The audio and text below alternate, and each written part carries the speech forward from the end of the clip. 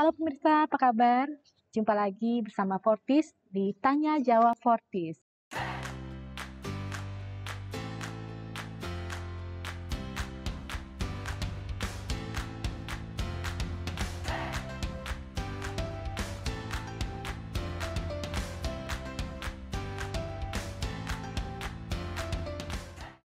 Kembali bersama saya di sini dengan Yeni.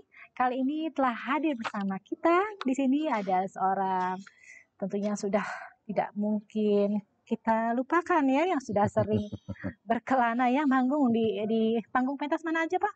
Ya, Binaria. Binaria, Fortis Binaria lagi ya kan? Oke, di sini sudah hadir bersama kami Bapak Syafruddin Irfan. Apa kabar Bapak? Alhamdulillah Sehat? baik. Alhamdulillah sehat. Alhamdulillah. Ya, gimana kabarnya Bu? Alhamdulillah sehat Bapak. Kita Baik. akan saling berkolaborasi ya. Udah Amin, lama nih amin, kita nggak amin, dengar amin, Pak amin. Ya, Irfan di sudah sini lama nih. tidak bertemu ya. Ya, kita mau sharing session nih sama Pak Irfan Seriusan ya. ya. Pak Baik, Irfan, baik. kali ini Tanya Jawab Fortis akan mengangkat tema tentang etos kerja. Oke, baik. Ya, Etos kerja ya. ya mungkin secara umum orang itu kan dibedakan atas dua ya Pak ya, secara umum ya. Ada orang sukses, ada orang tidak sukses. Oke. Nah, menurut Bapak apa sih yang membedakannya?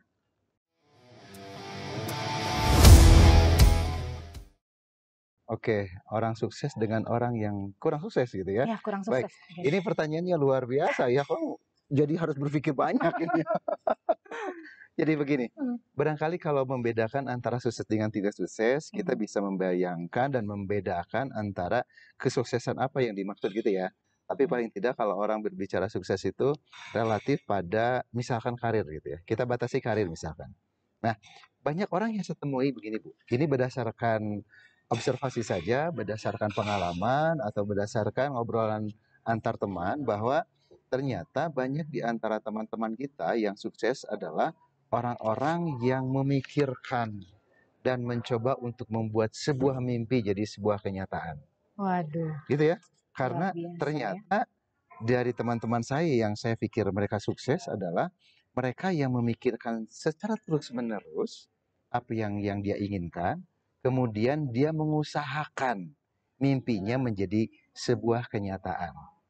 Berbeda dengan teman-teman saya yang lain, ada juga yang menginginkan tapi tidak mengusahakan. Nah, ternyata usaha kayaknya begitu sih Bu ya. Kembali lagi ya Pak, yang membedakan adalah niatan dari usaha ya Pak ya. Sederhananya begitu ya. Seberapa besar usahanya Sederhananya mereka betul ya. Oke, lanjut Pak Irfan. Pertanyaan kedua. Ini dikaitkan dengan tema kita kali ini ya, tentang etos kerja. Apa kaitannya Pak?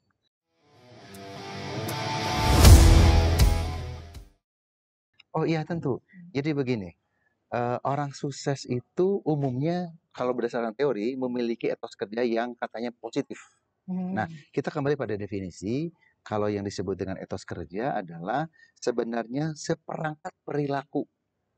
Jadi perilaku positif yang dimiliki seseorang yang memiliki keyakinan yang mendasar pada diri dia dan itu konsisten dilakukan dan komit untuk melakukan apa yang dia inginkan sesuai dengan norma ya aturan yang berlaku di suatu organisasi.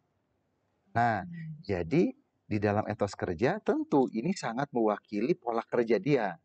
Jadi kalau bagi saya sangat tidak asing kalau orang sukses memiliki etos kerja yang sangat kuat. Kenapa? Karena di dalamnya ada perilaku nyata, ada keyakinan, ada komitmen, dan ada norma yang dia lakukan. Gitu, Bu. Lanjut ke pertanyaan ketiga, Pak. Kalau orang sukses itu berada di zona mana, Pak? Kalau kita coba kategorikan tuh, Pak.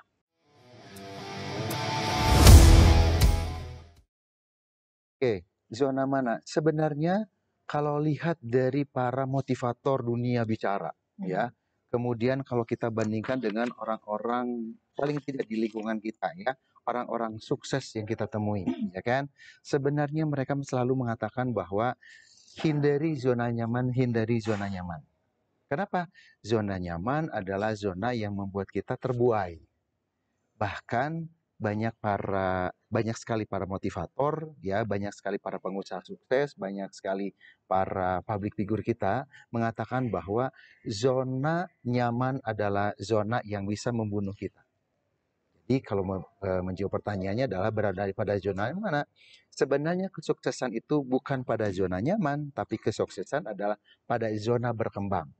Jadi orang sukses selalu mencari zona yang tidak nyaman. Jadi ketika dia sudah merasa nyaman, dia akan mencoba pada zona yang lain. Apakah dia mencari tuntutan baru? Apakah dia mencoba target-target baru? Apakah dia mencari tantangan-tantangan baru? Kenapa? Karena kebutuhan orang itu untuk berkembang. Jadi banyak orang yang merasa pada zona nyaman akan terhentilah di situ kesuksesannya. Jadi saya pikir ya mari kita kembangkan dan kita pikirkan lagi bahwa zona nyaman adalah zona tanda petik yang bisa membunuh kita, tapi orang sukses adalah orang yang terus mengembangkan zona tidak nyaman. Ceritanya begitu. Jadi harus berbalik ya Pak ya. Jadi orang sukses itu pemirsa ya, orang yang selalu berada di luar zona nyaman. Jangan pernah berada di zona nyaman pemirsa. Kita harus move on ya Pak Ipan ya. Out of the box ya kan. Harus kreatif, segala macam komitmen ya. Jadi pemirsa mungkin itu saja sedikit ya kita sharing session kita pada sesi hari ini. Mudah-mudahan itu bermanfaat untuk pemirsa semua. Nantikan lagi di channel selanjutnya, tetap di channel Fortis bersama dengan Tanya Jawab Fortis. Terima kasih Pak Irfan. Terima kasih Ibu. Assalamualaikum warahmatullahi wabarakatuh. Waalaikumsalam warahmatullahi wabarakatuh.